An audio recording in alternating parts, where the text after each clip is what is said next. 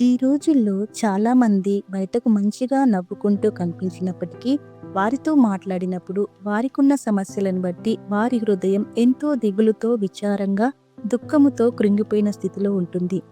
వారి సమస్యలు ఎవరికి చెప్పుకోవాలో తెలియక, చెప్పితే ఎవరు ఏమనుకుంటారో, ఎలా అర్థం చేసుకుంటారో అని మౌనంగా ఉంటూ, అందరూ ఉన్న ఒంటరితనంతో బాధపడుతూ ఉంటారు.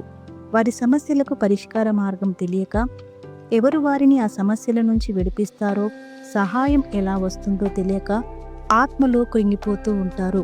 దేవుని వాక్యం ఈ విధంగా సెలవిస్తుంది. కీర్తనల గ్రంథం 34వ అధ్యాయం 18వ వచనం ప్రకారము, విరిగిన హృదయం గలవారికి యెహోవా ఆసన్నుడు, నలిగిన మనస్సు గలవారిని ఆయన రక్షించును. ఈ మాటలు వింటున్న నీవు పగిలిపోయిన హృదయంతో ఉన్నావా?